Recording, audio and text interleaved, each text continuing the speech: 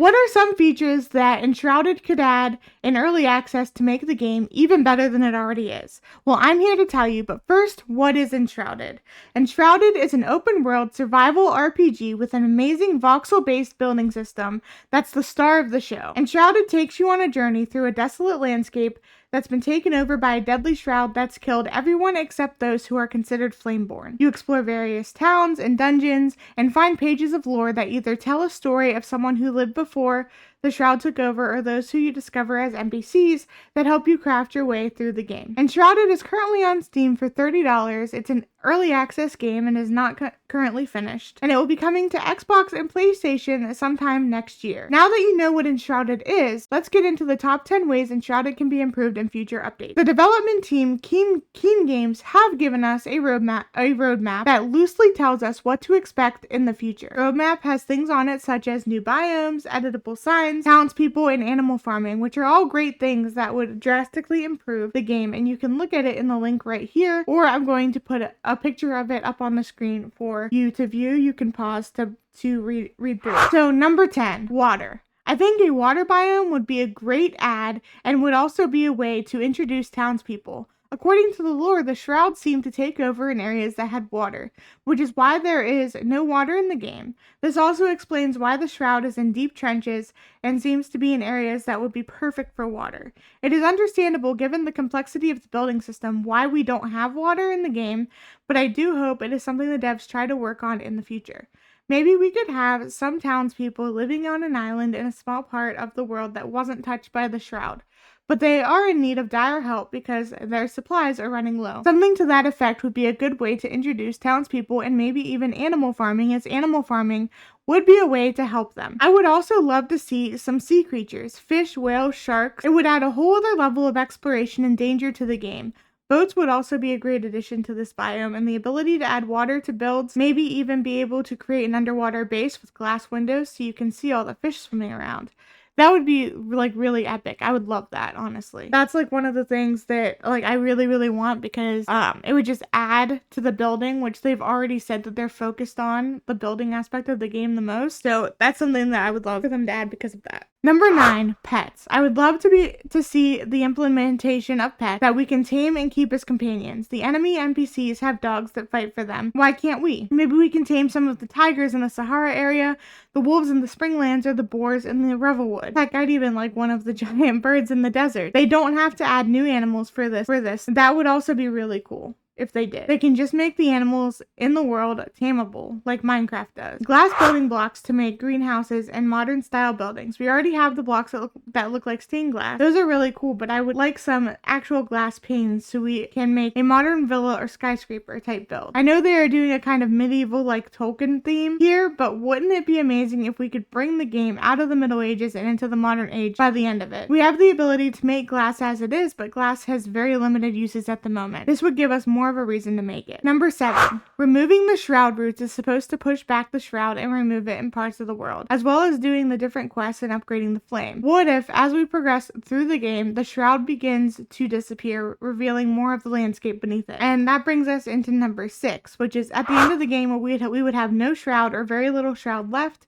and be able to rebuild the world as we see fit with a sandbox mode that we unlock when we complete the game. So a lot of other games do have the sandbox mode that unlocks at the end of the game. So it wouldn't be too far-fetched for Enshrouded to do this as well. The sandbox mode would essentially take away the barrier that our flame gives us for our base and allow us to just build as freely as we want, anywhere we want, because the shroud will be gone, so there will be no need for the flame. It would fit the lore perfectly and increase replayability. Now, this is one of the best things that they could possibly add, I think, because as you can see, I'm reading off of the script, but I'm going off of script right now to talk about this because I honestly would love to just freely build everywhere I want, to not have the limitation of only 8 flames, and to just completely make like a massive city in each biome, or do like, you know, different things. And like I have this massive idea in my head of what I could do if they just remove that barrier. And of course the amount that you can build within your flame is massive, and you can put a bunch of them together to increase it, and that's also like really nice too, and I like that, and that would increase the area to a point, but you still run into areas where you have the shroud in the way. So if they just completely remove the shroud, removing the need for the flame at the end of the game when you complete it, which is the whole point of the game anyway, is to remove the shroud and bring the world back to life. Then turn it into a sandbox mode that you can go into and build freely. It would increase the replayability of the game. It would bring people back to the game after they've completed the game completely. And the building community in games is massive right now. So many people will watch and build and do all of those things to no end. So it's literally the perfect model for this game. All right, so number 5, the ability to create and craft our own styles for the vanity system that they added. So we got an outfit during the Twitch drops, which is really cool. They also have the king and queen outfit that you can find in the world that you can wear, and it kind of replaces the look of your armor with the look of the outfit while still keeping your armor. And that's kind of what I want, but I want us to be able to create our own, to craft our own. And maybe they can even add a new NPC for that would allow us to do that. So to craft our own visual set, so we can choose the colors, the style, and the general look of the armor. And we would use things, we could make dye out of like the different flowers and stuff, like other games have the ability to do that, to make dye. Another thing that I would like to add that I actually didn't put on this list, but I was just thinking about it just now as I'm talking. So it's going to be a bonus at, I'm going to make it a bonus at the end of this list. So stay tuned for that. Keep an eye out for that, because at the very end of this list, I'm going to add a bonus thing that I think that they should add. So an 11th thing. All right. So number 4, a snowy biome. We know the mountains are coming, and I'm sure there will be some snow on those. We've seen it. It was pushed back after the last update, but we know it was there when you got close to the barrier. That is instant death in the mountains. But what if behind that we had an actual snowy biome that was somewhat flat, maybe with rolling hills, that had snow leopards and polar bears as the animals. Snow can be a resource used for crafting. Maybe we can make ice cream for stamina or something like that. Also, being able to make and throw snowballs in game just for fun will be really cool too.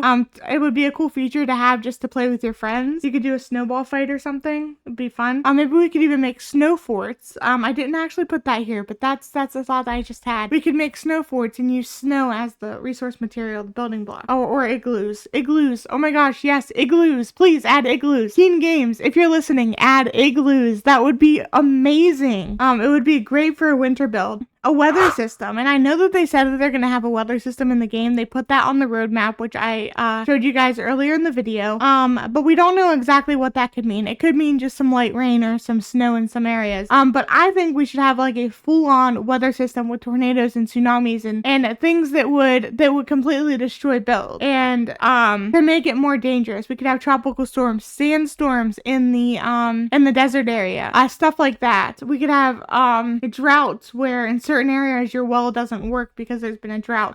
Stuff like so advanced like that would be really cool to have. And obviously we would have within the difficulty settings that they already have, they could put in like how tough do you want the storms to be? Do you want them to be mild? Do you want them to be, base destroying potential? And it would be random whether or not you would have a storm in a specific area too. Just like actual weather. And maybe you'd be able to see it coming and you would have to pay attention and like get ready for the storm. And it would have like a certain amount of time you have to get ready for a storm if you see it coming or whatever. Something like that would be really cool to add, and it would add to the survival aspect of the game. Maybe the storm brings in some of the shroud and you have to wait for it to be pushed back before you can go to a certain area or something. And you'd wait like maybe 5 or 10 minutes. It wouldn't be very long.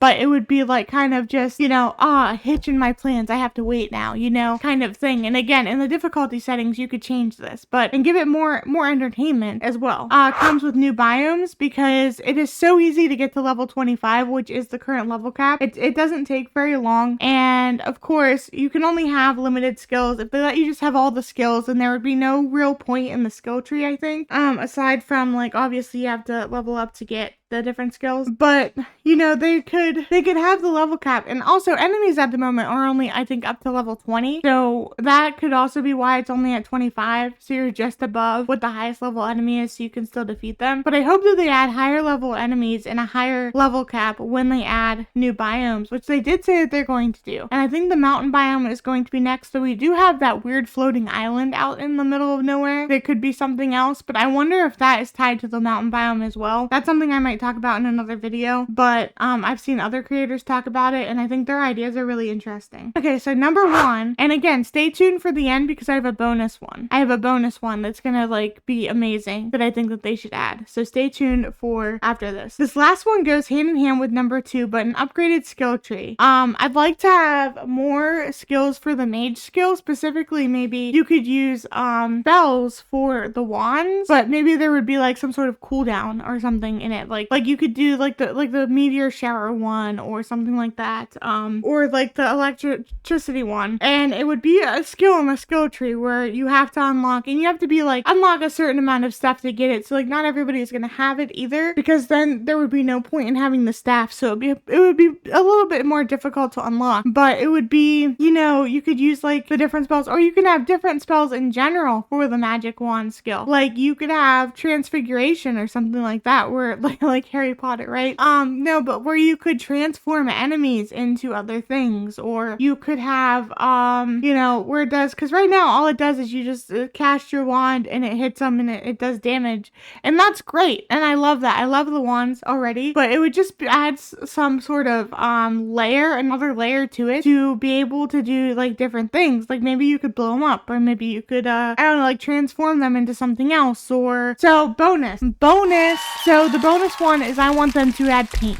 I want to be able to color, and I would like a color wheel with the paint, like to be able to do whatever basically that we want.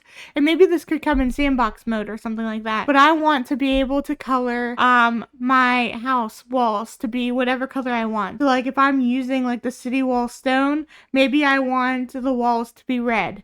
Maybe I want the floor to be blue.